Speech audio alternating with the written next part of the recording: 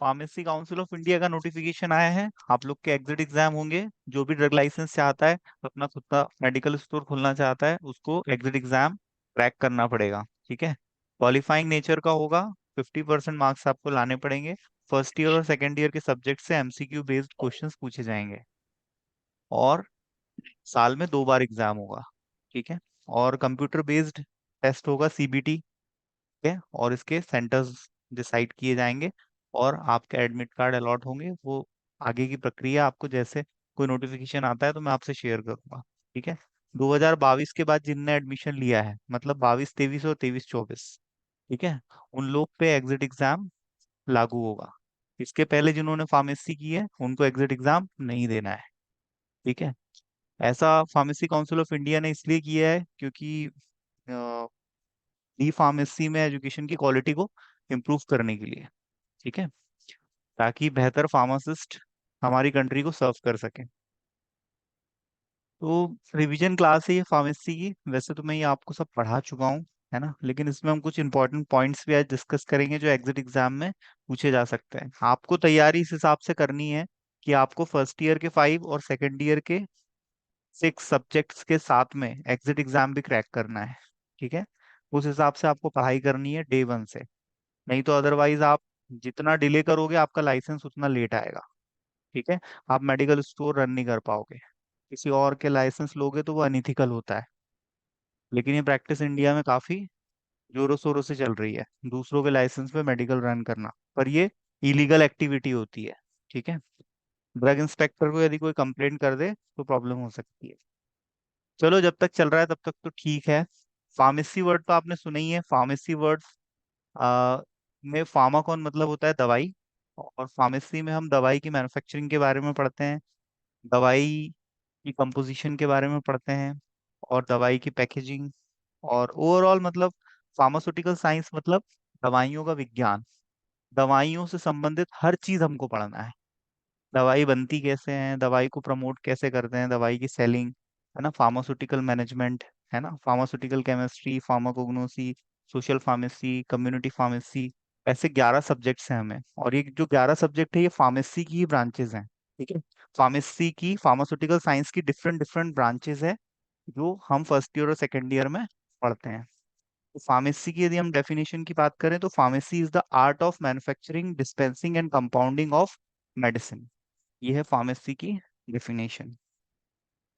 आपने कभी ना कभी फार्मेसी विजिट की होगी आपके आसपास मार्केट में, है ना। कभी आप दवाई की दुकान गए होंगे। उसी को हम फार्मेसी कहते हैं, उसको हम केमिस्ट शॉप भी कहते हैं, उसी को हम ड्रगिस्ट भी कहते हैं, ड्रग ड्रग शॉप। ठीक है।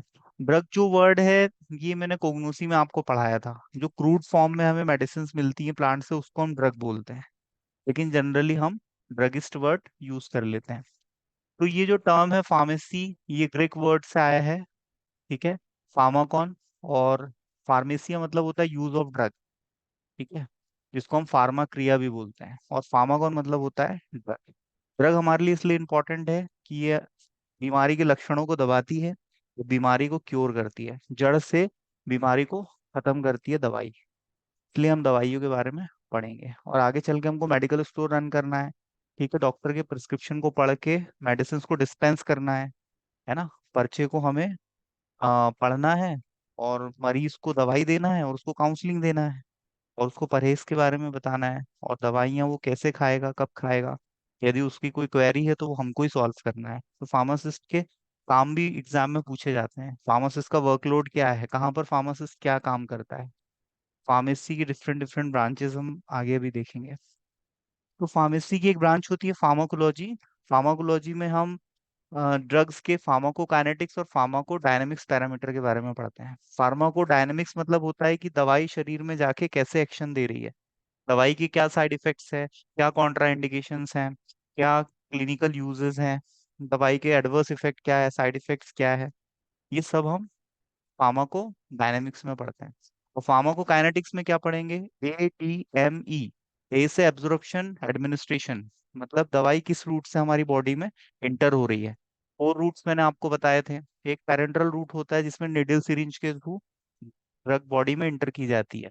एक होता है आपका टॉपिकल रूट, जिसमें आता है लोशन, लिनीमेंट्स, ठीक है, जेलीज, है ना, जो आप टॉपिकली स्किन पे अप्लाई करते हो। जैसे आपने मॉइस्चराइजर लगाया, ठंड के दिनों में आपने पेट्रोलियम जेली क्रीम यूज की, तो ये सब टॉपिकल में आएगा, है ना। जैसे हम्म। आप शैम्पू यूज कर रहे हो तो ये कॉस्मेटिक्स में आएगा, है ना। कॉस्मेटिक मतलब जो आपको ब्यूटीफाई करेगी, की खूबसूरती पे चार चांद लगाएगी। जैसे लिपस्टिक कोई लगाए, कोई फीमेल लिपस्टिक लगाए, काजल लगाए आंखों में, मस्कारा लगाए, है ना, फेस पाउडर लगाए, ये सब कॉस्मेटिक में आता है।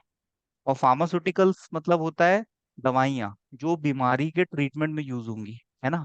और वहीं पर मैंने आपको न्यूट्रास्यूटिकल्स बताया था। न्यूट्रास्यूटिकल्स मतलब हेल्थ सप्लीमेंट्स, जिसमें मल्टीविटामिन के टैबलेट कैप्सूल्स आएंगे, सिरप्स आएंगे, है ना।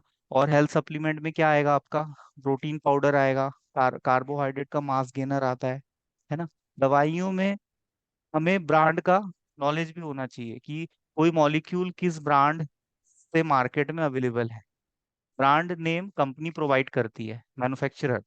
जो कंपनी जिस दवाई को बनाती है उसका वो नॉमेनक्लेचर करती है, नामकरण करती है, और उस पे वो पेटेंट भी लेती है, ताकि कोई दूसरी कंपनी वो नाम न रख सके, है ना। तो फार्मेसी की ब्रांच हमने डिस्कस की, फार्माकोलॉजी। फार्माकोलॉजी में हम पढ़ते हैं सोर्स ऑफ ड्रग, दवाई हमें कहाँ से मिलती है। एनिमल सोर्स से मिलती है, प्लांट सोर्स से मिलती है, मेराइन सोर्सेज से मिलती है। तो ये दवाइयों के सोर्स हैं। मेजॉरिटी ऑफ ड्रग्स हम प्लांट सोर्सेज से ऑब्टेन करते हैं, प्लांट के डिफरेंट डिफरेंट पार्ट से। प्लांट के सीड से हमें मिलेगी, फ्लावर से मिलेगी, रूट से मिलेगी, बार्क से मिलेगी, ठीक है। और आपके रूट से और बार्क और स्टैम्प से भी मिलती है, ठीक है।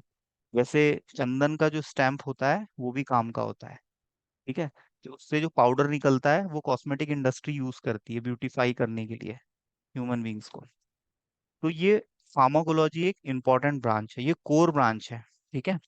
फार्माकोलॉजी जितने भी मेडिकल स्टूडेंट्स हैं, या वो एमबीबीएस करे, नर्सिंग करे, जीएनएम एएनएम को कोई भी कोर्स करे, पैथोलॉजी का कोई भी कोर्स हो, तो फार्माकोलॉजी सबको पढ़नी पड़ती है। कॉमन सब्जेक्ट है ये, है ना। तो हमारे फार्मेसी में भी है फार्माकोलॉजी। फार्माकोलॉजी मतलब स्टडी ऑफ ड्रग्स, ठीक है। और एक और ब्रांच है फार्मेसी की, फार्माकोथेरापेटिक्स।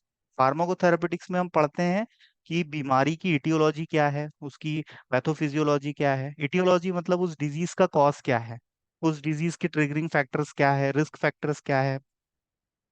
और पैथोफिजियोलॉजी का मतलब होता है कि किसी ऑर्गन में यदि कोई बीमारी हो गई तो उस ऑर्गन के फंक्शनिंग में क्या चेंजेस आए हैं, इसको हम पैथोफिजियोलॉजी बोलते हैं। Triggering factor, non pharmacological management of disease, मतलब बिना गोली दवाई के हम उस बीमारी को कैसे ठीक कर सकते हैं, ठीक है। एक्सरसाइज से, योगा प्राणायाम से, वर्कआउट से, और डाइट में मॉडिफिकेशन से, लाइफ स्टाइल में मॉडिफिकेशन से, है ना, बीमारी का प्रोग्रेशन स्लो होता है और बीमारी ठीक भी हो सकती है। तो ये हम नॉन फार्माकोलॉजिकल मैनेजमेंट में पढ़ते हैं। और फार्माकोलॉजिकल मैनेजमेंट में हम दवाइयों के बारे में पढ़ते हैं कि दवाइयों से बीमारी को कैसे ठीक करेंगे, है ना। फॉर एग्जाम्पल यदि किसी मरीज को मधुमेह है, डायबिटीज, तो हम उसको एडवाइस करेंगे कि वो शुगर कंजप्शन कम करे, है ना। ये हमारी एडवाइस हो गई। लाइफ स्टाइल में उसको मॉडिफिकेशन लाना पड़ेगा, उसको एक्सरसाइज करनी पड़ेगी, है ना। यदि वो मॉर्निंग में वॉक करता है, स्किपिंग करता है, यदि कोई गेम खेलता है, तो उसका शुगर का जो प्रोग्रेशन है डायबिटीज का, वो धीरे धीरे स्लो डाउन हो जाएगा, ठीक है। और उसको कुछ परहेज बताएंगे हम, है ना, परहेज, जो चीजें उसको नहीं खानी है ना। और दवाइयाँ भी उसको देंगे, और जो दवाइयाँ उसकी शुगर के ट्रीटमेंट में यूज होगी वो फार्माकोलॉजिकल ट्रीटमेंट में आ जाएगी। जैसे आपका इंसुलिन देते हैं इंजेक्शन के थ्रू, है ना। और आपके बहुत से ड्रग्स हैं, जब मैं आपको डायबिटीज का क्लासिफिकेशन बताऊंगा तब इन ड्रग्स के बारे में बताऊंगा। तो ये फार्माकोलॉजिकल और non pharmacological treatment of disease, तो ये दोनों हम पढ़ते हैं किसमें, फार्माको थेरापेटिक्स में। और ये सब्जेक्ट अभी न्यूली ऐड हुआ है 2020 में, अभी जो सिलेबस चेंज हुआ है, न्यू एजुकेशन पॉलिसी आई है, तो उसके तहत आपके सब्जेक्ट्स चेंज हुए हैं और कुछ सब्जेक्ट मर्ज हुए हैं। तो ये जो फार्माकोथेरापेटिक्स है ये आपको नेक्स्ट ईयर में पढ़ना है, लेकिन ये भी फार्मेसी की एक ब्रांच है। नेक्स्ट ईयर में आपको ये पूरा सब्जेक्ट पढ़ना है। कम से कम इसमें 25-30 बीमारियां हैं हमारे अलग अलग ऑर्गन की, हार्ट की, किडनी की, हमारी स्किन की, डर्मेटोलॉजिकल कंडीशंस, है ना। तो ये सब आपको नेक्स्ट ईयर में पढ़ना है। तो ये फार्मेसी की दो ब्रांच आपको समझ में आई, फार्माकोलॉजी और फार्माकोथेरापेटिक्स। पहले आपने देखा होगा फार्मेसी, है ना, ओल्ड टाइम पे जो एंशियंट टाइम पे जो प्रैक्टिसेस की जाती थी, ये देखो यहाँ पर आप ग्लास के बॉटल्स देख सकते हो, है ना। दवाइयाँ ज्यादातर ग्लास बॉटल्स में रखी जाती हैं, क्यों? क्योंकि ग्लास जो होता है वो इनर्ट होता है, और हमारी जो दवाइयाँ होती हैं वो हाईली केमिकली एक्टिव होती हैं, तो वो रिएक्ट कर सकती हैं और डिकम्पोज हो सकती है, ठीक है। तो उनको ग्लास बॉटल में रखा जाता है। तो 4 टाइप के कंटेनर्स मैंने आपको सुटिक्स में बताए थे: glass container, plastic container, metal container. ये सब यूज होते हैं दवाइयों को रखने के लिए। तो दवाइयों को रखने की जो व्यवस्था है उसको हम कंटेनर बोलते हैं। और कंटेनर पे लेबलिंग की जाती है, और फिर लेबलिंग के बाद में पैकेजिंग की जाती है। तो ये सब आपको पढ़ना है, पैकेजिंग क्या होती है, लेबलिंग क्या होती है, पैकेजिंग कितने टाइप की होती है, लेबलिंग, इस दवाई की लेबलिंग पे क्या प्रिकॉशंस मेंशन किए जाते हैं। ये सब आपको पढ़ना है, एग्जाम में इससे क्वेश्चन भी आते हैं कि पैकेजिंग क्या है, कितने टाइप की होती है, ठीक है। फार्मास्यूटिकल कंटेनर्स का क्लासिफिकेशन आपको पता होना चाहिए, और उस कंटेनर का जो मटेरियल है उसके प्रोज एंड कॉन्स क्या है, एडवांटेज डिसएडवांटेजेस क्या है, जैसे ग्लास का क्या एडवांटेज है और मेटल का क्या है, ठीक है, प्लास्टिक का क्या एडवांटेज डिसएडवांटेज है। ये सब एग्जाम में क्वेश्चंस आते हैं आपको, है ना। तो ये सब आपको थोड़ा सा पढ़ के इसके नोट्स बना लेने हैं ताकि आप एग्जाम में सॉल्व कर पाओ। ये सब सुटिक्स का पार्ट है, सुटिक्स में आपको पढ़ना है फर्स्ट और सेकंड यूनिट में। तो यहाँ पर आप फार्मेसी देख सकते हो, यहाँ पर आप देखो, आ, ये बॉक्स है दवाई का, और यहाँ पर आप लेबलिंग देख सकते हो। लेबलिंग से आइडेंटिफिकेशन इजी हो जाता है, हम ये समझ जाते हैं कि उस कंटेनर के अंदर क्या रखा हुआ है, इसलिए हम उस पर एक स्लिप चिपका देते हैं, लेबल। और फिर हम उसको एक उसकी हम फिर सेकेंडरी पैकेजिंग भी कर देते हैं, प्राइमरी और सेकेंडरी पैकेजिंग। बताया था ना आपको, प्राइमरी, सेकेंडरी और यस सर। टर्सरी, ठीक है। तो प्राइमरी पैकेजिंग में प्रोडक्ट हमारा डायरेक्ट कांटेक्ट में होगा हमारे कंटेनर के, फिर कंटेनर होगा मतलब डब्बे में डब्बा, डब्बे में केक, वो वाली बात है, ठीक है। तो ये लेबलिंग भी आप थोड़ा सा पढ़ लेंगे, ठीक है। लेबलिंग पे आता है क्वेश्चन 3-4 नंबर में, right a short note on different kind of labels for pharmaceutical formulation, ऐसा क्वेश्चन। मेडिकल स्टोर में जो दवाइयाँ आपने देखा होगा, ये रैक्स में रखी जाती है, वुडन रैक में, ठीक है। और ये अल्फाबेटिकली अरेंज की जाती है ताकि इसको इजीली हम आइडेंटिफाई करके डिस्पेंस कर सके, है ना। अल्फाबेटिकली भी अरेंज होगी और कैटेगरी वाइज भी अरेंज होगी। Category wise in the sense, यदि drugs acting on CVS, cardiovascular system, तो वो ड्रग्स एक तरफ होंगे। ऐसे ड्रग्स जो कि जीआई ट्रैक पे काम करेंगे, डायरिया डायरिया के प्रॉब्लम को सॉल्व करेंगे, गैस्ट्रोइसोफेजियल रिफ्लक्स डिजीज, तो उस कैटेगरी के ड्रग एक तरफ होंगे, है ना। किडनी पे काम करने वाले ड्रग्स जैसे लेसिक्स इंजेक्शन है, कुछ ड्रग्स आपके रिफ्रिजरेटर में होंगे, जैसे एंटीबायोटिक है, और कोई वैक्सीन है ना, जैसे टीटी का वैक्सीन आता है, तो वैक्सीन को हमको कोल्ड स्टोरेज में रखना होता है। तो ड्रग्स के हमें स्टोरेज कंडीशन भी पता होना चाहिए कि किस ड्रग को हम किस टेम्परेचर पे स्टोर करके रखते हैं, है ना। इसका भी हमें नॉलेज होना चाहिए, हम केमिस्ट्री में पढ़ते हैं। और ड्रग्स की प्रॉपर्टी, फिजिकल प्रॉपर्टी कैसी है, ड्रग की सॉल्युबिलिटी कैसी है ना। और ड्रग को हम कैसे स्टोर करेंगे, कहाँ स्टोर करेंगे, किस टेम्परेचर पे स्टोर करेंगे, ड्रग का मेल्टिंग पॉइंट क्या है, मॉलिक्यूलर वेट क्या है, उसका केमिकल स्ट्रक्चर कैसा है, ये सब यदि हम पढ़ते हैं तो ये केमिस्ट्री का पार्ट हो जाता है। अब हम देखते हैं क्लिनिकल फार्मेसी क्या होती है, ठीक है। आपने देखा होगा, जब आप हॉस्पिटल जाते हो तो वहां पर मेडिकल शॉप्स होती हैं अंदर, उसी को हम क्लिनिकल फार्मेसी बोलते हैं।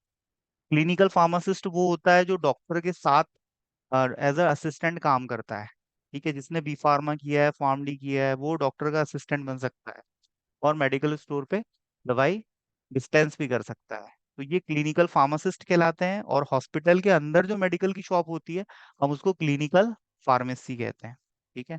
जहाँ पर फार्मासिस्ट ड्रग की स्टेबिलिटी का ध्यान रखेगा, ठीक है, ड्रग की सेल्फ लाइफ को मेंटेन रखेगा। यदि कोई ड्रग जैसे एक्सपायर हो गया है, ठीक है, तो उस ड्रग को उस लॉट से बाहर निकाल देगा, ठीक है। क्योंकि जो एक्सपायर्ड मेडिसिन है वो कभी भी डिस्पेंस नहीं की जाती, यदि ऐसा होगा तो लाइसेंस बैंड हो सकता है, सस्पेंड हो सकता है, कैंसिल हो सकता है, क्योंकि ये अनइथिकल है। फार्माकोग्नोसी में हम क्रूड ड्रग्स को आइडेंटिफाई करते हैं, उनके कल्टीवेशन कलेक्शन के बारे में पढ़ते हैं, उनके केमिकल टेस्ट के बारे में पढ़ते हैं, ठीक है। प्लांट सोर्स से जो हमें ड्रग मिल रहा है, बहुत सारे ड्रग्स है आपके सिलेबस में, तुलसी है ना, लौंग है, और कार्डेमम है। तो बहुत सारे ड्रग्स हैं, तो इन सब ड्रग्स के बारे में आपको पढ़ना क्या है, इसके बारे में आपको पढ़ना है कि भाई ड्रग का बायोलॉजिकल सोर्स क्या है, ठीक है, और ड्रग की फैमिली क्या है, ड्रग का कल्टीवेशन कलेक्शन की कंडीशंस क्या है, कैसे उस ड्रग की हम खेती कर सकते हैं, है ना, क्योंकि फार्मासिस्ट ड्रग की खेती भी कर सकता है। यदि किसी के पास लैंड है तो वो दवाइयों की खेती करे, जिसको हम कॉन्ट्रैक्ट फार्मिंग कहते हैं। अब ये दवाई हम फैक्ट्री को सप्लाई करेंगे और फैक्ट्री इसकी फॉर्मुलेशन बनाएगी, है ना। जैसे स्टीविया की पत्ती, है ना, इससे हम डायबिटिक पेशेंट के लिए बिस्किट बनाते हैं जो कि शुगर फ्री होते हैं। तो स्टीविया की पत्ती बहुत ज्यादा मीठी होती है, शुगर से 100 गुना मीठी होती है स्टीविया की पत्ती, और ये ब्लड में शुगर लेवल को बढ़ने ही नहीं देती। तो कोई फार्मासिस्ट चाहे तो स्टीविया की पत्ती की फार्मिंग कर सकता है, खेती कर सकता है। तो इसके लिए हमें कोगनोसी का नॉलेज होना चाहिए, ठीक है। और कोगनोसी पढ़ने के लिए हमें बॉटनी का नॉलेज होना चाहिए। हमें प्लांट की एनाटॉमी फिजियोलॉजी आनी चाहिए, है ना। प्लांट में भी तो जाइलम फ्लोएम होता है, प्लांट में जाइलम फ्लोएम होता है। हमारी बॉडी में आर्टरी और वेन्स होती है, तो परिवहन प्लांट में भी है, हमारी बॉडी में भी है। एनाटॉमी फिजियोलॉजी में हम ह्यूमन बॉडी के बारे में पढ़ते हैं, एनाटॉमी और फिजियोलॉजी। और कोगनोसी में हम प्लांट के बारे में पढ़ते हैं, ठीक है। प्लांट में जो एंजाइम्स होते हैं, प्लांट के जो जितने भी पार्ट्स होते हैं, उनकी फिजियोलॉजी और एनाटॉमी कैसी है। जैसे स्टोमेटा, स्टोमेटा कहाँ पाए जाते हैं? पत्तियों की सरफेस पे, है ना। तो प्लांट जो होते हैं ये हमें बहुत से बीमारियों के इलाज के लिए ड्रग्स देते हैं, है ना, इसलिए हम कोगनोसी पढ़ते हैं। और जितनी भी आयुर्वेदिक कंपनीज हैं ये इसके फॉर्मुलेशंस बनाती हैं, जैसे आपका हिमालय है, और धूपापेश्वर है, झंडू है, ऊंझा है, ठीक है, ये सारी कंपनीज, और पतंजलि, ये सब हर्बल प्रोडक्ट्स बनाती है, प्लांट बेस्ड फॉर्मुलेशंस, ठीक है, जिनको हम आयुर्वेदिक फॉर्मुलेशन भी बोलते हैं। आयुर्वेदा भी आपको पढ़ना है कोगनोसी में। आयुर्वेदा एक मेडिसिनल सिस्टम है।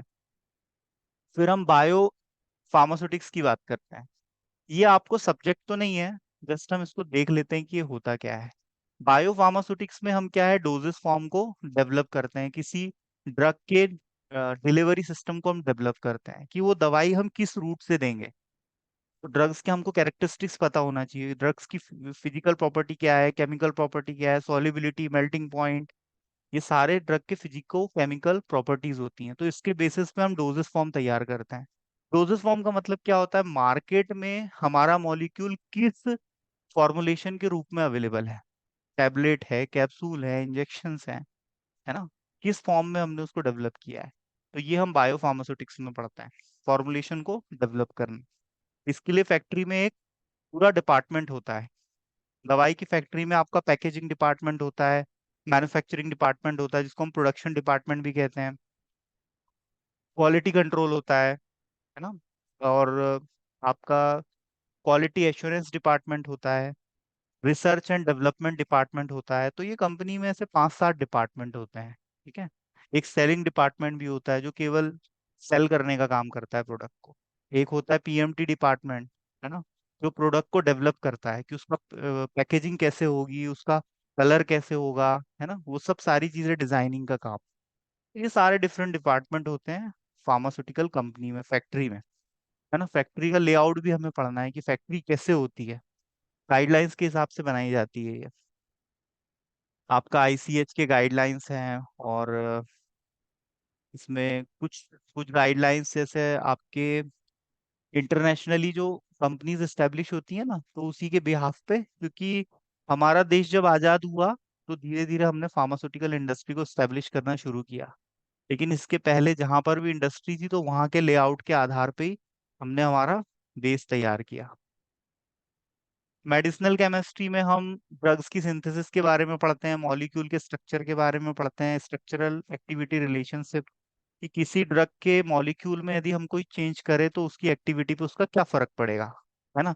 इससे हम नेचर से हमें जो ड्रग मिला है इससे हम सेमी सिंथेटिक ड्रग्स बना सकते हैं और सिंथेटिक ड्रग्स बना सकते हैं। मतलब लैब में ही हम ड्रग बना लेंगे, हमें कहीं कल्टीवेशन करने की जरूरत नहीं है। नेचर से हमें जो मॉलिक्यूल मिला है, हम उसके स्ट्रक्चर में कुछ ऐसे पॉजिटिव चेंज लाएंगे कि एक नई दवाई बन जाएगी, है ना। जैसे मॉर्फिन, मॉर्फिन तो हमें प्लांट से मिलता है, लेकिन मॉर्फिन से क्या बनाया? हेरोइन। कुछ लोगों ने हेरोइन बना लिया, और हेरोइन क्या है? नशे के लिए यूज होता है, तो ये यस सिंथेटिक सर। ड्रग है ना, हेरोइन, ठीक है। Di acetyl morphine, di acetyl morphine ये इसका केमिकल नेम है। ये सिंथेटिक ड्रग है जो नशे के लिए यूज होता है। लेकिन ये बनता किससे है? ये मॉर्फिन से बनता है, और मॉर्फिन हमें नेचुरल सोर्सेज से मिलता है। तो ड्रग का जो आधारभूत मॉलिक्यूल है वो तो हमें नेचर से ही मिलेगा, है ना। लेकिन मनुष्य उसको लेबोरेटरी में मॉडिफाई करता है ना, और उसको उससे सेमी सिंथेटिक और सिंथेटिक ड्रग्स बना लेता है। सिंथेटिक मतलब फुल्ली लैब में बन जाए। सिंथेटिक ड्रग का एग्जांपल है पैरासिटामोल। ये सिंथेटिक ड्रग है। कभी आपने नहीं सुना होगा कि भाई पैरासिटामोल इस प्लांट से मिल रहा है ना, क्योंकि वो सिंथेटिक होता है। कुछ एंटीबायोटिक्स है जो कि सिंथेटिक है। सिंथेटिक ड्रग्स मतलब फुल्ली जो लैब में तैयार किए जाए। और नेचुरल ड्रग्स वो जो हमें नेचर से मिले, कायनात से मिले, प्रकृति से मिले, किसी भी सोर्स से मिल सकते हैं, एनिमल से मिल सकते हैं, प्लांट है ना, और मेराइन सोर्स से मिल सकता है।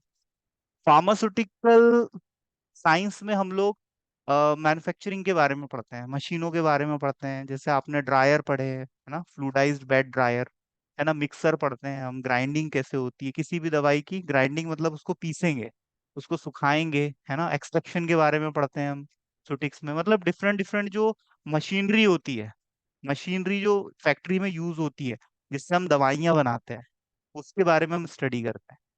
जैसे हमको टैबलेट बनाने के लिए मशीन की जरूरत है, कैप्सूल बनाने के लिए है, पैरेंट्रल बनाने के लिए है ना। जैसे हमें इंजेक्शन बनाएंगे तो हमें डिस्टिलेटर की जरूरत पड़ेगी, क्योंकि हम डिस्टिल वाटर यूज करेंगे, है ना। हम टैप वाटर तो यूज करते नहीं है। तो हर फॉर्मुलेशन को बनाने की मेथड्स और उस फॉर्मुलेशन का क्वालिटी कंट्रोल, तो टैबलेट का हम क्वालिटी कंट्रोल कैसे करेंगे? फ्राइबिलिटी टेस्ट करेंगे, है ना। हम उसका डिसोल्यूशन टेस्ट करेंगे। ये क्वालिटी कंट्रोल के टेस्ट हो गए। ये कहाँ दिए हुए हैं? इंडियन फार्माकोपिया में। और जिस भी देश में जो भी दवाई बनती है वहां की फार्माकोपिया के हिसाब से उसका क्वालिटी कंट्रोल किया जाता है। जैसे हमने टैबलेट बनाया तो हमने देखा उसमें कहीं कोई डिफेक्ट तो नहीं है, फिजिकली हमने उसको एग्जामिन किया, कहीं चिपिंग की प्रॉब्लम तो नहीं है, मॉटलिंग की प्रॉब्लम तो नहीं है ना। कहीं उसमें डबल इम्पोजिंग तो नहीं हो गई, है ना। ये सब मैं आपको पढ़ा चुका हूँ। तो ये सब हम क्वालिटी कंट्रोल करते हैं हर फॉर्मुलेशन का। जैसे पेरेंट्रल में मैंने आपको लाल टेस्ट बताया था, शाम टेस्ट बताया था, लीक टेस्ट बताया था ना, कि पेरेंट्रल का हमारा एम्पूल कहीं लीक तो नहीं है। वैसे हर फॉर्मुलेशन का होता है। जैसे हमने लोशन बनाया तो हम उसको स्किन पे लगा के देखेंगे कि भाई कहीं वो ईचिंग कॉज तो नहीं कर रहा है ना। ईचिंग यदि कॉज करेगा तो हमारा प्रोडक्ट में यदि डिफेक्ट है तो हम उसको मार्केट में सप्लाई नहीं करेंगे, मार्केट में हम उसको डिस्पैच नहीं करेंगे, उस बैच को हम फेल कर देंगे।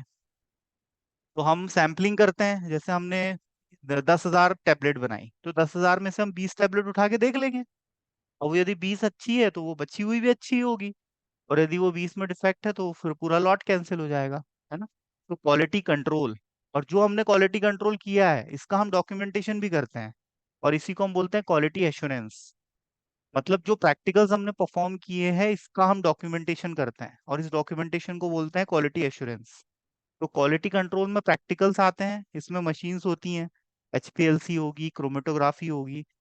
जो ड्रग हमने बनाई है उसका कंपोजिशन भी हम चेक कर लेते हैं कि लेबल पे हम जो मेंशन कर रहे हैं वो चीजें उसमें उतनी है या नहीं। हमने तो लिख दिया लेबल पे कि पैरासिटामोल 500 mg, पर हमारे हमारे प्रोडक्ट में, हमारे टैबलेट में है या नहीं 500 mg, है ना। तो रूल्स एंड रेगुलेशंस के हिसाब से इसका डॉक्यूमेंटेशन बहुत जरूरी है। ठीक है। तो इसके लिए क्वालिटी कंट्रोल डिपार्टमेंट और क्वालिटी एश्योरेंस डिपार्टमेंट। दवाई बनाएगा कौन? Manufacturing department. पैक पैक कहाँ होगी? Packaging department. ठीक है। और दवाई की खोज कौन करेगा? R&D, research and development. उसने देखा कि भाई कोविड, अभी पेंडेमिक आउटब्रेक हो गया, है ना। Outbreak of infectious diseases pandemic like Covid. तो कोविड में क्या देखा कि भाई हमें इसकी दवाई डेवलप करना है, तो वो किसने डेवलप की होगी? R&D में जो साइंटिस्ट काम करते हैं। और वो साइंटिस्ट कौन है? फार्मासिस्ट है ना, जिन्होंने फार्मेसी में B pharma, M pharma, PhD, doctorate किया हुआ है, वो साइंटिस्ट वहां पर काम करते हैं। और वो किसी भी ऐसी बीमारी का इलाज ढूंढते हैं जो अभी मार्केट में नहीं है, या तो मार्केट में कोई दवाई है तो उसके साइड इफेक्ट्स को कम करने की कोशिश करता है, ड्रग को इम्प्रूव करता है। ड्रग टेक्नो नई नई टेक्नोलॉजी लॉन्च करते हैं। जैसे नोवल ड्रग डिलीवरी सिस्टम आपको पढ़ना है ना।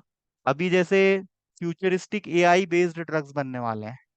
AI ड्रग्स मतलब वो आपकी बॉडी में जाएंगे और जहां पर भी बीमारी का जो भी कारण होगा उसको वो शॉर्ट आउट करेंगे। रोबोटिक ड्रग्स, है ना, आने वाले 20-30 सालों में मार्केट में आ जाएंगे। अभी इस पे काम चल रहा है। रोबोटिक सर्जरी आ गई है अभी, मार्केट में, आपको पता होगा। रोबो सर्जरी करते हैं, है ना, मशीन सर्जरी कर रही है। तो ये एआई टेक्नोलॉजी भी हमारे फार्मेसी में बहुत हद तक कुछ सालों में हर फील्ड में अपनाई जाएगी। आर्टिफिशियल इंटेलिजेंस जिसको हम कहते हैं, है ना, मतलब मशीन में सोचने समझने की क्षमता डेवलप करना ही आर्टिफिशियल इंटेलिजेंस कहलाता है ना। इसका एक एग्जांपल जैसे आपका यूट्यूब का एल्गोरिदम, है ना, आप जो वीडियोस देखते हो उस टाइप के वीडियो आपको यूट्यूब सजेस्ट करने लगता है ना। ऐसा क्यों होता है? क्योंकि वो आपके माइंड को समझ गया है और उस हिसाब से आपको वो लिंक शेयर करता है, आपको उस हिसाब से प्रोजेक्शन देता है ना। तो ये आर्टिफिशियल इंटेलिजेंस का ये एग्जांपल है। हमारे फार्मेसी में जैसे डिजिटलाइजेशन हो रहा है, ऑनलाइन फार्मेसीज आ गई है, ई फार्मेसी जिसको हम कहते हैं, ई फार्मेसी पे भी शॉर्ट नोट लिखने के लिए आता है। देश की फार्मेसी करीना कपूर ऐड करती है ना इसका, 1mg.com, है ना। किसी ने कभी ड्रग ऑर्डर किया होगा, मेडिसिन ऑर्डर किया आपने कभी? डोर स्टेप पे मेडिसिन आ जाती हैं, आपको प्रिस्क्रिप्शन अपलोड करना पड़ता है, तो आपको उस पर कुछ डिस्काउंट भी मिल जाता है, 1mg.com। इसको हम ई फार्मेसी बोलते हैं। मतलब इंटरनेट के थ्रू दवाइयों को प्रमोट करना और दवाइयों की सेलिंग करना। एक जनरल तरीका है कि आप अपने पड़ोसी मतलब पड़ोस में कोई मेडिकल है, वहां से आप जाके ले लो। और एक वो है कि ऑनलाइन ऑर्डर कर लो। ठीक है। तो ये है आपकी फार्मास्यूटिकल टेक्नोलॉजी। ड्रग की डेफिनेशन आपको पता ही है, सब जानते हैं। ड्रग ऐसा सब्सटेंस है, ऐसा प्रोडक्ट है जो कि किसी भी बीमारी के सिम्टम्स को कम करने के लिए, बीमारी के क्योर के लिए, डायग्नोस्टिक पर्पस से यूज किया जाता है। डायग्नोसिस के लिए मतलब जांच के लिए, किसी भी बीमारी को कंफर्म करना, तो वो भी ड्रग ही कहलाता है। ठीक है। हर वो चीज ड्रग है जो बीमारी को ठीक करने में यूज हो रही है। मतलब डायग्नोसिस में भी तो भी चलेगा, लक्षणों को दबाएगी तो भी ड्रग होगी। लक्षणों को दबाना इन द सेंस, किसी के पैर में मोच आ गई, हमने उसको पेन किलर दवाई दे दी। पेन किलर दवाई ने क्या किया? दर्द के एहसास को कम कर दिया, बाकी पेन तो एज इट इज बना हुआ है। तो लक्षणों को सप्रेस किया ना, लक्षणों को दबाया, इतना ही किया बस, लेकिन फिर भी वो ड्रग है ना। और एंटीबायोटिक जो कि साइटोटॉक्सिक होती है, मतलब बैक्टीरिया को किल हाँ। करेगी, फंगस को किल करेगी, तो ये साइटोटॉक्सिक इफेक्ट है। तो ये इसको हम क्यूरेटिव इफेक्ट भी बोलते हैं, मतलब क्योर मिल रहा है हमें, है ना। तो ये दवाई के अलग अलग एक्शंस रहते हैं। कोई दवाई एंजाइम को इनहिबिट करेगी, है ना। कोई दवाई सीएनएस को स्टिमुलेट करेगी, जैसे आपका रेस्पिरेटरी स्टिमुलेंट जिसमें थियोफाइलिन आता है, एमिनोफाइलिन ड्रग्स आते हैं जिसमें, है ना। कॉफी, कैफीन, ये तो आपने यूज किया ही है, कॉफी आप लोग पीते हो, सीएनएस स्टिमुलेट होता है। रात में यस सर। आपको पढ़ना होता है, कल एग्जाम है, तो बढ़िया कप ऑफ कॉफी आप लेते हो, तो आपका सीएनएस स्टिमुलेट हो जाता है, आपका रेस्पिरेशन बढ़ जाता है ना। और कुछ ड्रग्स ऐसे हैं जो आपके सीएनएस को सेड्यूस करेंगे, सप्रेस करेंगे, जैसे सेडेटिव हिप्नोटिक्स, केमिस्ट्री में मैंने आपको बताया था, एल्प्राजोलम, मिडाजोलम, नाइट्राजेपाम, है ना। कंफर्म। ये बेंजोडाइजोपिन्स कैटेगरी के जो ड्रग्स हैं, ये क्या करेंगे? आपके सीएनएस को सप्रेस करेंगे। तो ये दवाई के काम करने का तरीका है। ठीक है। तो आप समझे ड्रग्स क्या होते हैं, ड्रग्स हमें कहाँ से मिलते हैं, और हम फार्मेसी में ड्रग्स की किन इंफॉर्मेशन की स्टडी करते हैं, और कौन से सब्जेक्ट में हम क्या पढ़ते हैं। डोजेस फॉर्म, डोजेस फॉर्म की डेफिनेशन आपको पता है। मार्केट में जिस फॉर्म में मेडिसिन अवेलेबल है उसको हम डोजेस फॉर्म बोलते हैं। डोजेस फॉर्म का क्लासिफिकेशन भी मैं आपको रिवाइज कराऊंगा। Solid doses form, liquid dosage form और सेमी सॉलिड डोजेस फॉर्म। और इन डोजेस फॉर्म के एग्जांपल्स भी आपको लिखने हैं। क्लासिफिकेशन एग्जाम में आता है कि डोजेस फॉर्म को डिफाइन करो और उसका क्लासिफिकेशन लिखो। और एक क्वेश्चन और आता है, what is route of drug administration, classify it with example. आपको एग्जाम्पल भी बताना है कि भाई इनहेलेशन रूट से हम कौन सा ड्रग लेते हैं। न्यूबुलाइजर, अस्थमेटिक पेशेंट, सीओपीडी के जो पेशेंट्स हैं, वो माउथ के हाँ। थ्रू और नोज के थ्रू इनहेल करके ड्रग्स लेते हैं, है ना।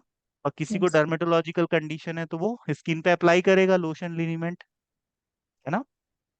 और ओरल रूट से आपका सिरप आ जाएगा, इमल्शन आ जाएगा, सस्पेंशन आ जाएगा, एलिक्सर्स आ जाएंगे। तो इसके आपको एग्जाम्पल भी देना है, ये आता है एग्जाम में।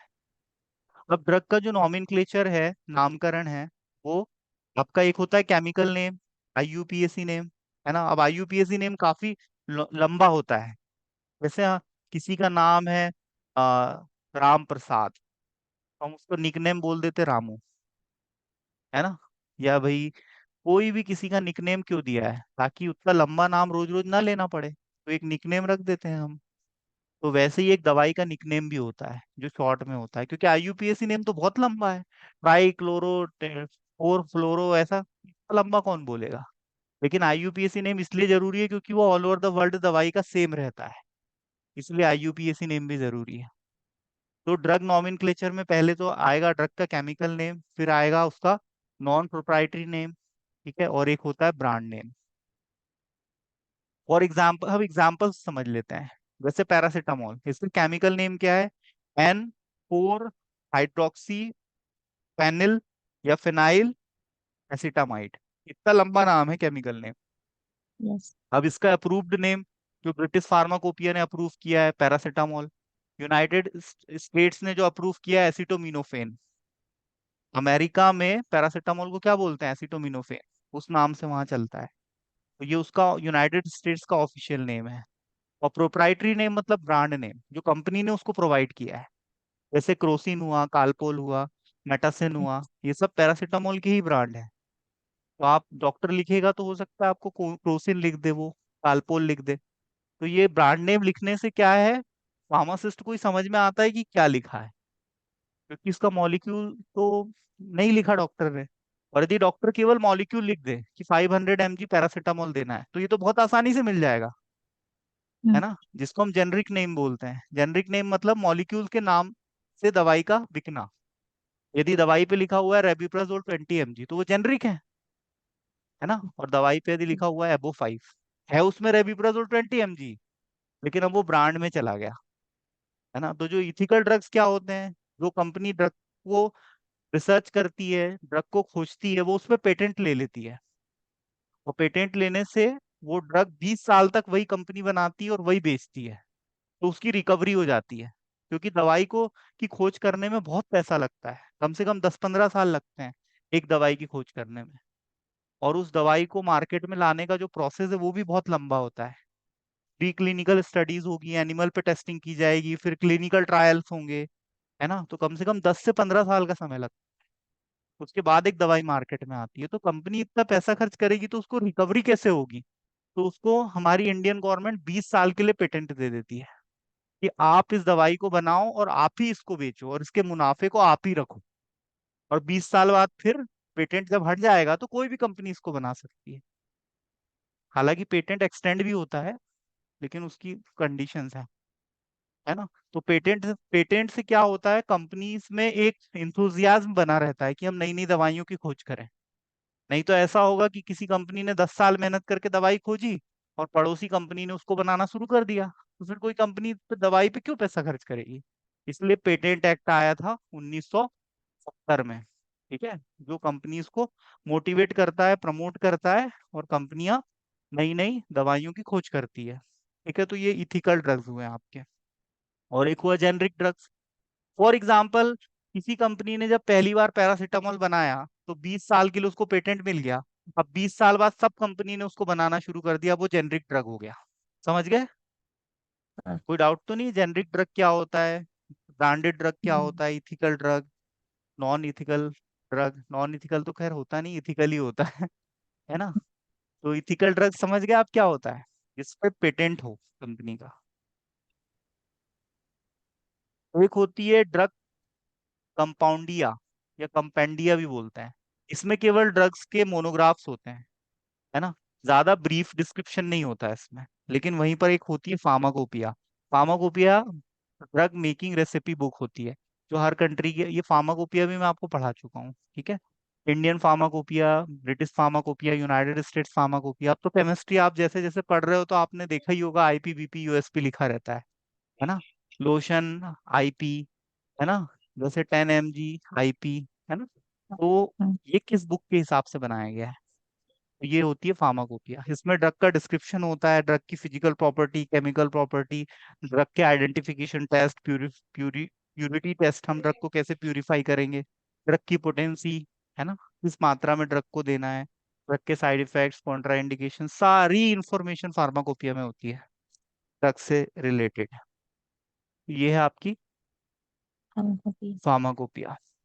ये मैं आपको पढ़ा चुका हूँ, इंपॉर्टेंट है। हाँ, ये बहुत इंपॉर्टेंट है, याद रखना। फार्मासिस्ट, वर्ल्ड फार्मासिस्ट डे कब सेलिब्रेट होता है? 25 सितंबर। ऐसे क्वेश्चंस आपको एग्जिट एग्जाम में आ सकते हैं, जनरल नॉलेज के, है ना। वर्ल्ड फार्मासिस्ट डे 25 सितंबर को सेलिब्रेट किया जाता है। फार्मासिस्ट कौन होता है? फार्मासिस्ट को हम ड्रगिस्ट और केमिस्ट भी कहते हैं। हेल्थ केयर प्रोफेशनल्स के साथ ये कंधे से कंधा मिला के काम करता है, ड्रग डिस्पेंसिंग का काम करता है, मेडिकल स्टोर के काउंटर पे आपको दवाई देगा, आपको काउंसलिंग देगा, है ना। हॉस्पिटल में डॉक्टर के असिस्टेंट, एज अ असिस्टेंट काम करेगा। मेडिसिन की मैन्युफैक्चरिंग करेगा फैक्ट्री में, है ना। और एमआर, मेडिकल रिप्रेजेंटेटिव के रूप में दवाइयों की सेल को प्रमोट करेगा। कोई दवाई मार्केट में नहीं आई है तो डॉक्टर को बताएगा, सर हमारी कंपनी ने एक नई दवाई लॉन्च की है, आप इसको पेशेंट में प्रिस्क्राइब करो। और ये मार्केट में जो ऑलरेडी दवाई बिक रही है उससे ये कैसे अच्छी है, कैसे बेहतर है, ये डॉक्टर को समझाएगा। तभी तो डॉक्टर वो दवाई लिखेगा। फिर ये भी कह सकता है कि साहब कुछ हमारी कंपनी की तरफ से ऑफर्स भी है, फॉरेन टूर है ना। तो कुछ ऐसे प्रलोभन भी दिए जाते हैं डॉक्टर को। हालांकि ये अनइथिकल है, ये है ना। किसी भी डॉक्टर को गिफ्ट दे के उससे अपने ड्रग्स को प्रिस्क्राइब करवाना, है ना, ये गुड प्रैक्टिस नहीं है। पर ऐसा मार्केट में होता है, पर ऐसा होना नहीं चाहिए। पर कोई जरूरी नहीं है कि जो सच है वो हमेशा हो, है ना। वैसे तो आप जब पढ़ाई करोगे और गहराई में जाओगे तो आप देखोगे कि समाज नियम और कानून के हिसाब से चलता नहीं है। ये आपको साफ समझ में आ जाएगा। और आपको ये भी लगेगा कि यार हर व्यक्ति ईमानदारी से काम करे और रूल्स और रेगुलेशन को फॉलो करे, तो ये हमारी सेफ्टी के लिए है ना। अब आपसे कह रहे हैं कि भैया आप ट्रैफिक सिग्नल पे जो आपके फैसिलिटीज हैं उनका आप पालन करो। ग्रीन लाइट है तो ही आपको आगे बढ़ना है, पर लोग नहीं करते, रेड भी जल रहा है तो भी चले, है ना। तो इससे क्या है, हानि होती है। जो रेगुलेशन तोड़ता है उसको भी, और जो जो रेगुलेशन तोड़ता है उसको भी होती है, और जो नहीं तोड़ रहा होता है मासूम इंसान उसको भी हो जाती है ना। अब एक इंसान गलत गलत साइड से गाड़ी चला रहा है, दूसरा इंसान अपने साइड से जा रहा है, दोनों की मुठभेड़ हो गई, करा गए दोनों। अब गलती किसकी है? जो गलत साइड से चल रहा था, है ना। तो एक गलती दूसरी गलती को जन्म देती है, और फिर इस तरह से गलतियों की एक पूरी शाखा की ब्रांचिंग होके पूरा पेड़ तैयार हो जाता है ना। अब किसी और के लाइसेंस पे मेडिकल स्टोर खोलना भी गलत है, लेकिन बहुत से मेडिकल दूसरों के लाइसेंस पे चल रहे हैं। 1000, 1500, 3000 रुपए उसका किराया देते हैं और मेडिकल स्टोर चल रहे हैं। पर ये गलत है, पर होता है ना। तो हमें फार्मेसी के रूल्स एंड रेगुलेशन पता होना चाहिए कि क्या क्या रियलिटी है ना। ये हमें पढ़ाया इसलिए जाता है क्योंकि कल को डीआई से कोई बहस नहीं कर सकता ना, डीआई तो बोलेगा। हम्म, आप हाँ। उसको कैसे, आप उसको रिप्लाई दे पाओगे? इसलिए आपको ये सब पढ़ा दिया जाता है कि क्या सही है और क्या गलत है। कल्टीवेशन, मेडिसिनल प्लांट का कल्टीवेशन मतलब खेती कैसे करेंगे, एक्सट्रैक्शन मतलब किसी भी मेडिसिनल प्लांट से हम दवाई को आइसोलेट कैसे करेंगे, निकालेंगे कैसे दवाई। जैसे लौंग से हम तेल कैसे निकालेंगे, चंदन से हम तेल कैसे निकालेंगे, नीम का तेल कैसे निकालेंगे, है ना। डिकॉक्शन और मैसरेशन, एक्सट्रैक्शन, सॉक्सलेट एपरेटस, ये सब मैंने आपको बताया था ना, ट्रिपल हम्म, डिस्टिलेशन, जिससे दारू बनती है, जैसे डिस्टिलेशन से महुए की उतारते हैं ना गाँव में, तो उनको भी इतनी फार्मेसी आती है कुगनूसी कि वो महुआ फ्रूटी बना सके। हालांकि उनकी व्यवस्थाएं अलग रहती है, मटका और ड्रम का इस्तेमाल करते हैं, लेकिन ओवरऑल जो उसका बेसिक है वो यही है। तो इसमें कुछ क्लिनिकल एक्सपेरिमेंट्स भी होते हैं जो कि हम स्मॉल एनिमल्स पे करते हैं, जैसे रोडेंट्स होते हैं, माइस है, कैट है ना। कुछ लार्ज लार्ज एनिमल्स होते हैं, कुछ स्मॉल एनिमल्स होते हैं, तो उसमें हम ड्रग के एक्सपेरिमेंट्स करते हैं। ये डिस्टरबेंस कहाँ से आ रहा है, ये आवाज कहाँ से आ रही है?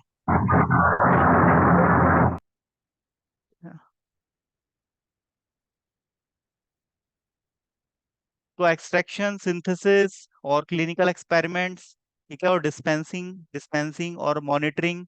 मॉनिटरिंग मतलब क्या होता है, हमने मरीज को दवाई दी तो उसको मॉनिटर भी तो करना है, कहीं उसमें कोई साइड जी। इफेक्ट्स तो नहीं आ रहे। यदि पेशेंट हॉस्पिटलाइज्ड है, एडमिट हो गया है, तो वो 24 घंटे हॉस्पिटल में ही रहेगा। तो हमने उसको जो दवाई दी है तो हम उसको मॉनिटर भी करेंगे। एक राउंड मारते, डॉक्टर भी राउंड मारते, फार्मासिस्ट भी राउंड मारते हैं, नर्सेज भी हम्म, राउंड लगाती हैं, देखती हैं कि भाई पेशेंट में कहीं कोई साइड इफेक्ट तो नहीं आ रहा, उससे कम्युनिकेशन को बनाए बनाए रखते हैं, है ना। क्योंकि कोई जरूरी नहीं है कि कोई मरीज की बॉडी दवाई के प्रति एक सा रिस्पॉन्स दे। 100 में से हो सकता है एक मरीज ऐसा है कि वो दवाई उसमें नेगेटिव इफेक्ट दे दे, है ना। इसको हम क्या बोलते हैं, आइडियोसिंक्रेंसी। ये भी एग्जाम में पूछते हैं, आइडियोसिंक्रेंसी क्या होती है, ड्रग टॉलरेंस क्या होता है, ये भी पूछा जाता है डेफिनेशन। ड्रग टॉलरेंस मतलब एक ही दवाई जब मरीज को लंबे समय तक दी जाती है तो वो दवाई उस पर काम करना बंद कर देती है, क्योंकि उसकी बॉडी में टॉलरेंस आ जाता है ना। जैसे इसका एग्जाम्पल है जो दवाई, आ, हाँ एंटीबायोटिक भी है इसका एग्जाम्पल। एंटीबायोटिक जैसे एक ही एंटीबायोटिक यदि कोई मरीज लंबे समय तक खाता आया है तो फिर उसकी एंटीबायोटिक को चेंज करनी पड़ेगी तो वो उसमें एक्शन देगी, है ना। इरेक्टाइल डिसफंक्शन के लिए जो मेडिसिन यूज होती है वो भी इसका एग्जाम्पल है। आज किसी में इरेक्शन नहीं आ रहा है, उसने सपोज वाइग्रा ली, टडालाफिल लिया, हवानाफिल लिया, कोई भी ड्रग लिया, तो आज उसमें इरेक्शन आएगा। और फिर बाद में जब वो आज खाएगा कल खाएगा, कुछ ही महीनों बाद वो दवाई इरेक्शन लाना बंद कर देगी और फिर इरेक्शन नहीं आएगा, फिर उसको मॉलिक्यूल चेंज करना पड़ेगा। ठीक है, तो ये भी एक इसका एग्जांपल है ड्रग टॉलरेंस का। इरेक्टाइल डिसफंक्शन के ट्रीटमेंट में जो दवाइयाँ यूज होती है, वाइग्रा, टडालाफिल, ठीक है, ये दवाइयाँ इसमें आती है। फार्मासिस्ट का रोल एग्जाम में पूछा जाता है, ये बहुत इंपॉर्टेंट है। Community pharmacist, community health care centres होते हैं, ठीक है, सामुदायिक स्वास्थ्य केंद्र, जिला यस सर। चिकित्सालय। हॉस्पिटल्स के टाइप्स भी मैं आपको पढ़ा चुका हूँ, है ना। बेड के बेसिस पे क्लासिफाई किया गया है, उसमें किस तरह का ट्रीटमेंट होता है उस बिहाफ पे क्लासिफाई किया गया है ना। जैसे आपका पैथी के आधार पे, जैसे आयुर्वेदिक हॉस्पिटल, होम्योपैथिक हॉस्पिटल और एलोपैथिक हॉस्पिटल। फिर मैंने आपको बताया था बेड के साइज के आधार पे, लार्ज हॉस्पिटल, स्मॉल हॉस्पिटल और मीडियम साइज हॉस्पिटल। और फिर मैंने आपको सेंट्रल गवर्नमेंट के हॉस्पिटल, स्टेट गवर्नमेंट के hospital, district hospital, community health care centre, primary health care centre जिनको पीएससी बोलते हैं, और सब हेल्थ केयर सेंटर, और इन पे कौन कौन काम करता है और वहाँ पर क्या रिस्पॉन्सिबिलिटीज होती है, आशा एएनएम क्या काम करती है, कम्युनिटी हेल्थ ऑफिसर क्या काम करते हैं, नर्सिंग स्टाफ, फार्मासिस्ट, डॉक्टर्स, है ना, ये सब मेडिकल स्टाफ, इसके बारे में मैं आपको बता चुका हूँ। तो कम्युनिटी फार्मेसी पे क्या होता है, फार्मासिस्ट ड्रग डिस्पेंसिंग का काम करता है, डॉक्टर प्रिस्क्राइब करने का काम करता है, और नर्स पेशेंट का सुपरविजन करती है। ठीक है। हॉस्पिटल फार्मेसी वो जो हॉस्पिटल्स में होती है अंदर मेडिकल स्टोर, बड़े हॉस्पिटल्स का सबका अपना खुद का मेडिकल स्टोर होता है। इंडस्ट्रियल फार्मासिस्ट क्या होता है, जो इंडस्ट्री में काम करता है, दवाई की मैन्युफैक्चरिंग में काम करेगा, उसको हम बोलेंगे इंडस्ट्रियल फार्मासिस्ट। एकेडमिक फार्मासिस्ट क्या होता है, एकेडमिक फार्मासिस्ट जैसे मैं आप लोग को पढ़ा रहा हूँ, है ना, हम्म। मैंने अभी तक हजारों फार्मासिस्ट को ट्रेनिंग दी है, आज वो अपना मेडिकल स्टोर रन कर रहे हैं, जॉब्स कर रहे हैं, तो मैंने उनको ट्रेन किया, मैंने उनको सिखाया, फार्मेसी पढ़ाई मैंने उनको, तो ये एकेडमिक्स फार्मेसी, ये भी जरूरी है ना। एक फार्मासिस्ट ही तो हाँ। दूसरे फार्मासिस्ट को फार्मासिस्ट बनाएगा, ठीक है। तो ये हम्म। एकेडमिक फार्मासिस्ट का पार्ट है। रेगुलेटरी फार्मासिस्ट मतलब हो सकता है कि कोई बी फॉर्म करने के बाद, डी फॉर्म के बाद बी फॉर्म करे, उसके बाद लॉ कर ले, है ना, तो वो फिर दवाइयों से रिलेटेड जो केस होंगे उसको फाइट करेगा वो, है ना। कोई भी बी फार्म करने के बाद लॉ भी कर सकता है, एलएलबी, और एलएलबी करेगा तो फिर वो किस टाइप के केस देखेगा, कोई भी कंपनी उसको एज अ लॉयर हायर करेगी, क्योंकि दवाइयों के जो केस है वो एक आम लॉयर तो नहीं लड़ पाएगा ना। नो। जिस फार्मास जो फार्मासिस्ट है वो दवाइयों के केस लड़ सकता है, क्योंकि वो लॉ पढ़ लेगा और दवाइयों के बारे में तो पढ़ ही चुका है। तो लॉ भी फील्ड में आप जा सकते हो। आप बोलोगे सर इसमें तो स्कोप नहीं, इसमें बहुत स्कोप है। यदि कोई कंपनी खोलना चाहता है तो आप उसको एडवाइस करोगे ना, आप एडवाइजर बन जाओगे, गाइड करोगे आप उसको कि लीगली वो कैसे कंपनी खोले। आप उसको बताओगे ना, किसी कंपनी पे किसी ने केस कर दिया तो एक लॉयर तो लगेगा ना। तो हर बड़ी कंपनी का एक लॉयर होता है। तो बढ़िया बी फॉर्म करो, एलएलबी करो, और कंपनी में लॉयर बन जाओ, है ना। और केवल दवाइयों के केस हैंडल करना है, नॉर्मल केस नहीं। तो ये भी रेगुलेटरी फार्मेसी में आता है। रिसर्च एंड डेवलपमेंट, इसमें आप दवाइयों की खोज करोगे। हर्बल फार्मेसी, आयुर्वेदिक फॉर्मुलेशन बनाओगे। आपका चूर्ण आता है, भस्म आता है, लेह आता है, ये सब बताया था ना आपको मैंने, ऑयल यस आता है, सर। तेल, महानारायण तेल, है ना। और आश्रव्स आते हैं, अरिस्टा, अरिस्टा, है ना, जैसे कुमारी आरिस्ट, इस टाइप के फॉर्मुलेशंस। तो ये सब हर्बल फार्मेसी में आता है। तो कम्युनिटी फार्मेसी की आपको डेफिनेशन समझ में आ गई, कम्युनिटी फार्मेसी क्या होता है, ये भी एग्जाम में पूछा जा सकता है। फिजिशियन, नर्सेज, ये सब मेडिकल स्टाफ होता है। दो टाइप के स्टाफ होते हैं, मेडिकल और non medical staff. Non medical staff में जैसे बाकी लोग आते हैं जो हॉस्पिटल में काम करते हैं, और मेडिकल स्टाफ में और आपका जो डीएमएलटी करे, बीएमएलटी करे, या तो फिर बीएससी नर्सिंग करे, जीएनएम करे, एएनएम करे, है ना, या फार्मासिस्ट, इसमें भी डिप्लोमा होता है, बी फार्मा होता है, एम फार्मा होता है ना। ये सब इसके कोर्सेज हैं। अब नेक्स्ट, हाँ ये बड़ा इंपॉर्टेंट है, फैमिली प्लानिंग के बारे में आपको पढ़ना है, जिससे हमारे देश की पॉपुलेशन को कंट्रोल किया जा सके सोशल फार्मेसी में। हाँ, डाइसल्फ्यूरम ड्रग्स क्या होते हैं ये पूछते हैं परीक्षा में। जो लोग अल्कोहलिक होते हैं, बहुत ज्यादा एडिक्शन करते हैं, बहुत ज्यादा अल्कोहल कंज्यूम करते हैं, हैबिचुअलाइज हो जाते हैं, डिपेंड हो जाते हैं, उनको डाइसल्फ्यूरम ड्रग दिया जाता है, ताकि उस उनमें अल्कोहल के विड्रॉल सिम्टम्स ना आए। और ये ड्रग अब्यूज में हम पढ़ते हैं, ड्रग अब्यूज क्या होता है, ड्रग डिपेंडेंस क्या होता है। इसमें मैंने आपको बताया था ना, एक्स शेड्यूल के ड्रग्स आते हैं, जितने भी ड्रग्स जो सेंट्रल नर्वस सिस्टम पे काम करते हैं, लाइसर्जिक एसिड डेरिवेटिव्स, आपका ओपियोइड्स एनाल्जेसिक्स जिसमें पैथिडीन आता है, मॉर्फिन का इंजेक्शन आता है, और एम्फिटामीन्स आते हैं, और आपका बेंजोडाइजोपिन्स आते हैं। तो ये सब एक्स शेड्यूल के ड्रग्स हैं जो कि प्रिस्क्रिप्शन पे ही दिए जाते हैं, और 3 साल तक इसका मेडिकल स्टोर पे रिकॉर्ड मेंटेन किया जाता है। वो मेडिकल स्टोर पे कंप्यूटर होता है जिसमें सॉफ्टवेयर होता है मर्क, इससे इन्वेंट्री कंट्रोल की जाती है, कितनी ड्रग आई और कितनी बिकी और कितनी बची है। तो हमको ये स्टॉक मैनेजमेंट में हेल्प करता है, और ड्रग के प्रोक्योरमेंट में हेल्प करता है। मतलब हम ड्रग की शॉपिंग करेंगे ना, मेडिकल स्टोर डालेंगे, तो हम पूछ देखेंगे हमारे आसपास कितने डॉक्टर्स हैं और वो कौन से ब्रांड्स लिख रहे हैं, तो वो ब्रांड्स हम अवेलेबल करवाएंगे, है ना। वो जो डॉक्टर लिखता है वो ब्रांड्स हम उसकी शॉपिंग करेंगे और उसका स्टॉक हम मेंटेन करेंगे। तो इसमें भी हॉस्पिटल्स में जैसे इमरजेंसी ड्रग्स अवेलेबल होना बहुत ज़रूरी है। जैसे आपको मैंने बताया था ना, एट्रोपिन का इंजेक्शन, एट्रोपिन सल्फेट, और एड्रेनालिन का इंजेक्शन, ये सब इमरजेंसी ड्रग्स में आता है। इस पे भी शॉर्ट नोट लिखने के लिए आता है, इमरजेंसी ड्रग्स क्या होते हैं। तो उसमें आप एट्रोपिन और एड्रेनालिन के इंजेक्शन के बारे में बताओगे। फैमिली प्लानिंग तो मैंने आपको कल ही रिवाइज करवाया था, है ना। और न्यूट्रिशंस पे क्वेश्चन आते हैं, carbohydrate, protein, lipid, balance diet, fibre का डाइट में क्या रोल है, वाटर हमारे शरीर के लिए क्यों जरूरी है, ठीक है, ये सब बेसिक क्वेश्चंस आते हैं। तो हॉस्पिटल फार्मेसी आपको समझ में आ गया है ना। क्या होता है किसी भी हॉस्पिटल में, जैसे वहां पर गायनिक डॉक्टर बैठ रही है, तो उसके जो ड्रग्स हैं वो वहाँ अवेलेबल कराए जाएंगे। जैसे कोई कान का डॉक्टर है, नाक का, आँख कान नाक, है ना, ईएनटी, ईयर नोज और थ्रोट। चेस्ट फिजिशियन होता है जो कि लंग से रिलेटेड प्रॉब्लम देखेगा। हिपेटोलॉजिस्ट होगा, वो लिवर से एसोसिएटेड प्रॉब्लम देखेगा। ऑर्थोपेडिक डॉक्टर, है ना, साइकेट्रिस्ट हो सकते हैं, साइकोलॉजिस्ट हो सकता है, ठीक है, जनरल फिजिशियंस हो सकते हैं, सर्जन्स हो सकते हैं, न्यूरो सर्जन हो सकता है ना, न्यूरो सर्जन हो सकता है। तो ये डिफरेंट डिफरेंट कैटेगरीज के डॉक्टर हैं, तो उनके हिसाब से ही ड्रग्स अवेलेबल कराई जाती है। जैसे डेंटिस्ट है, तो डेंटिस्ट कीटोरोलेक प्रिस्क्राइब करता है, तो वो ड्रग्स हमें रखनी पड़ेगी मेडिकल पे।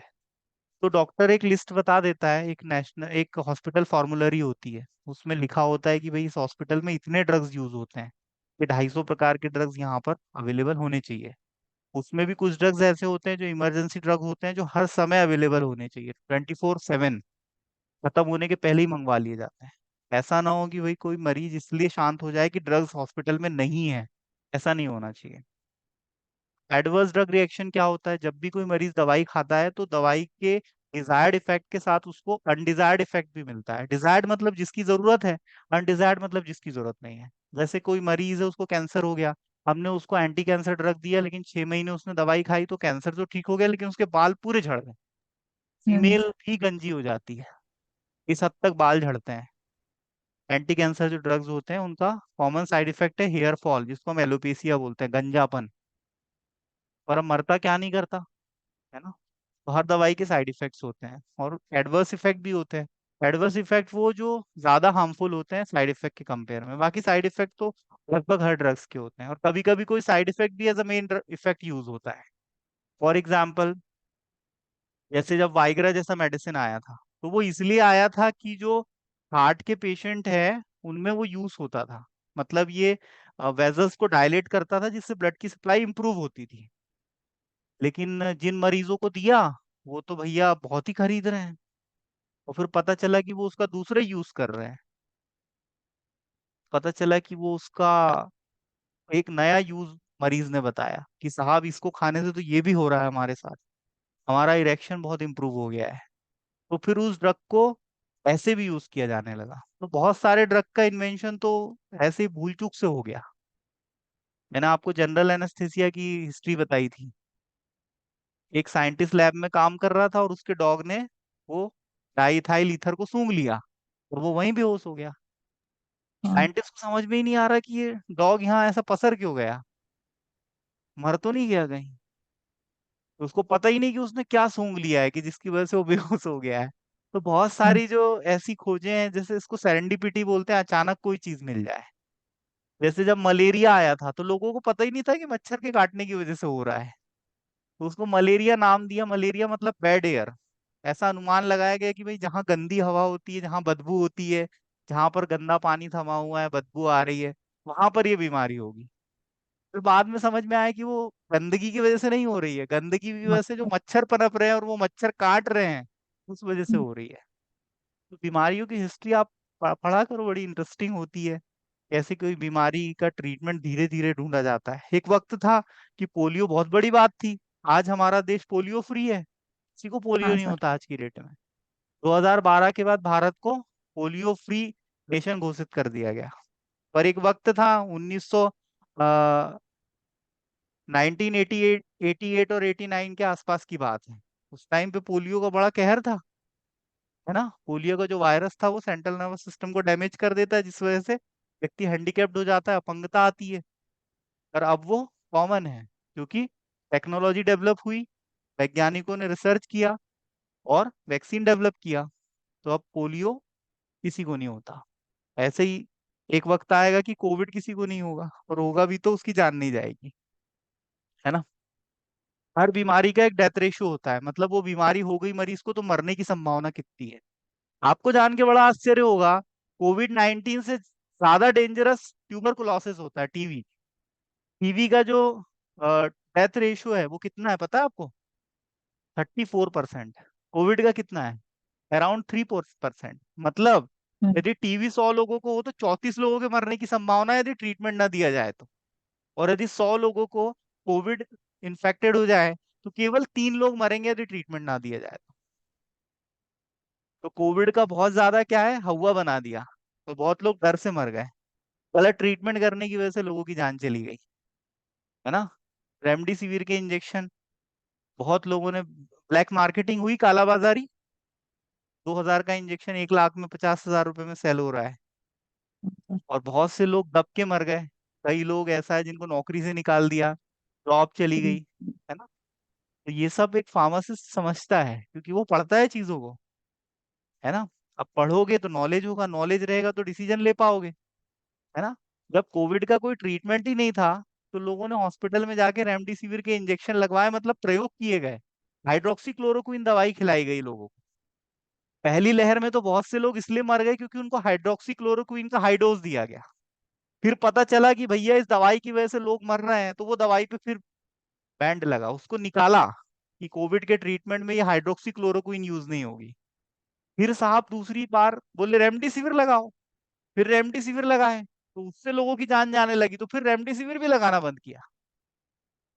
और कई लोगों ने सेल्फ मेडिकेशन किया। सेल्फ मेडिकेशन मतलब क्या? मेडिकल स्टोर से अपने पसंद की दवाई लेके खा लेना।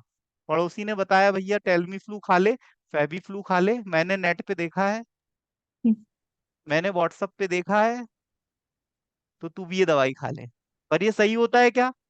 No sir. डॉक्टर से और फार्मासिस्ट से कंसल्ट करने के बाद ही दवाइयां हमें खानी चाहिए, क्योंकि दवाइयां बीमारी को ठीक करने के साथ साथ साइड इफेक्ट्स भी देती हैं। और दवाइयों के साइड इफेक्ट्स हमारी जान भी ले सकते हैं। और दवाई का यदि सही डोज ना दिया जाए तो दवाई जहर है, और यदि जहर का सही डोज दे दिया जाए तो जहर भी दवा है। तब। तो कोई सब्सटेंस जहर है या दवा है, ये इस बात पे डिपेंड करेगा कि उसकी मात्रा आप कितनी ले रहे हो। क्योंकि सांप के काटने से जो व्यक्ति मरता है तो उसको बचा भी सांप का जहर ही सकता है। इसलिए तो जो सांप होते हैं उनकी स्मगलिंग होती है, आपने देखा होगा। स्नैक की हम्म। स्मगलिंग होती है कि नहीं? कोबरा सांप की जी कीमत आज जी। कम से कम 1 से 1.5 लाख रुपए है। अब कोई पकड़ने मत भिड़ जाना, क्योंकि कोबरा सांप काट ले तो ट्रीटमेंट का समय भी नहीं मिलता, इतना ज्यादा जहरीला होता है। इसीलिए तो जो जितने छोटे मोटे सांप है, इनके जहर को जहर काटता है, सुना है आपने? हाँ सुना है। जहर को जहर काटता है। इसीलिए कोबरा सांप का जहर, छोटे भैया जो सांप होते हैं उनके जहर को काट देता है। तो उसकी बहुत माइन्यूट कंसंट्रेशन में उसको देते हैं। जैसे एड्रेनालिन, एड्रेनालिन कितनी माइन्यूट कंसंट्रेशन में देते हैं? एक जी सर। हजार 1,000 ml में 1 ml, 1 लीटर में 1 ml, इतना डाइल्यूट कर रहे हैं। और उससे भी ज्यादा डाइल्यूट करते हैं कभी कभी तो ये डाइल्यूशन कितना जबरदस्त है, 1,000:1। मतलब 1 लीटर में 1 ml डालेंगे मात्र, और फिर वो ड्रग लगाएंगे 1 ml, तो कितना डाइल्यूट हो गया वो। है हम्म। ना? तो इसको हम डाइल्यूट करके बहुत से ड्रग्स को यूज करते हैं। अब ये ड्रग्स पोटेंट ड्रग्स कहलाते हैं। पोटेंट ड्रग्स क्या है? जो बहुत ही माइन्यूट क्वांटिटी में इफेक्ट दे रहे हैं। जैसे अल्प्राजोलम, मिडाजोलम। अल्प्राजोलम का डोज कितना होता है? 0.25, 0.25। 0.5। तो ये हम्म। पोटेंट ड्रग है। और कुछ ड्रग्स काफी एक्सपेंसिव भी होते हैं, जो 1 mg कम से कम 500 रुपए के 1 mg आएंगे। मतलब कई ड्रग ऐसे हैं जो 10 लाख रुपए kg, 15 लाख रुपए kg, 20 लाख रुपए kg, ऐसे ऐसे ड्रग्स हैं। अभी एक ड्रग आया था मार्केट में, वो 12 लाख का था। 2.5 लाख का इंजेक्शन आता है। तो ऐसा नहीं, एक्सपेंसिव ड्रग्स है मार्केट में। तो वो पोटेंट ड्रग्स होते हैं जो बहुत कम क्वांटिटी में इतना इफेक्ट देते हैं। अब बताओ, 0.25 mg डोज है, किसी ने यदि 100 mg खा लिया, बचेगा क्या वो? No sir. लीथल डोज है। लीथल डोज मतलब ऐसा दवाई की वो मात्रा जिसको मरीज खाए तो वो स्वर्गवासी हो जाए, तो उसको हम बोलते हैं लीथल डोज। बायो अवेलेबिलिटी क्या होती है? यदि हमने दवाई खाई, तो जो दवाई की मात्रा हमारे खून में जाके एक्शन देगी उसको हम बायो अवेलेबिलिटी बोलते हैं। 100% बायो अवेलेबिलिटी किस में मिलती है? पेरेंटल रूट में। क्यों? क्योंकि पेरेंट। दवाई सीधे खून में जाती हाँ। है ना? दवाई सीधे खून में जाती है। और यदि हम ओरल रूट से लेंगे तो लीवर को क्रॉस करके जाएगी, और लीवर कुछ अमाउंट को, दवाई को बाहर निकाल देता है, खून में नहीं जाने देता। क्यों? क्योंकि नेचुरल चीजों को ही खून में जाने दिया जाता है। अब जो सिंथेटिक दवाई है, सेमी सिंथेटिक दवाई है, इनको लिवर रोक देता है। और कुछ दवाइयां ऐसी है जिसको लिवर मेटाबोलाइज कर देगा, जैसे इंसुलिन के इंजेक्शन। लीवर उसको एज अ प्रोटीन कंसीडर करेगा और उसको डाइजेस्ट कर लेगा। लीवर को लगेगा ये तो प्रोटीन है, जबकि वो हमने इंसुलिन दिया था। हालांकि ये बात है कि हमारी बॉडी इंसुलिन बना लेती है हमको यदि प्रोटीन दिया जाए तो, लेकिन अब बीमार है व्यक्ति, बॉडी तो इंसुलिन बना नहीं पा रही, हम बाहर से दे रहे हैं। तो ये हमने व्यवस्था बनाई है ना, नहीं तो बॉडी क्या हमारी इंसुलिन नहीं बनाती है? बिल्कुल बनाती है। हमारी बॉडी में पैनक्रियाज में जो बीटा सेल्स होते हैं वो इंसुलिन बनाते हैं। एनाटॉमी फिजियोलॉजी में पढ़ाया था ना मैंने आपको। हाँ बीटा सर। सेल्स और अल्फा, आपके बीटा सेल्स इंसुलिन, और ग्लूकागॉन अल्फा सेल्स, और डेल्टा सेल्स सोमेटोस्टेटिन, है ना, तीनों हार्मोन। तो ये है आपका प्रोक्योरमेंट। समझ गया? प्रोक्योरमेंट क्या होता है? प्रोक्योरमेंट। और डॉक्टर्स की कैटेगरी का भी आपको नॉलेज होना चाहिए। बच्चों के डॉक्टर को क्या बोलते हैं? Paediatrician, paedia doctor. और फीमेल से एसोसिएटेड जो प्रॉब्लम्स देखता है उसको क्या बोलते हैं? OBG, gynaecologist. यस। तो ये डॉक्टर की कैटेगरी का भी आपको बेसिक नॉलेज होना चाहिए। एकेडमिक फार्मेसी मैंने अभी आपको बताया, है ना, मैन पावर जनरेट करता है ये। ठीक है, गुड इंस्टीट्यूट है, मतलब फार्मेसी कॉलेजेस है जहाँ पर फार्मेसी पढ़ाई जाती है, डिग्री डिप्लोमा कंप्लीट करवाया जाता है। फार्मेसी में पीएचडी भी होती है। हर्बल फार्मेसी, हर्बल फार्मेसी में आयुर्वेदिक चाइनीज मेडिसिन आती हैं, और यूनानी सिद्धा मेडिसिन आती हैं, है ना।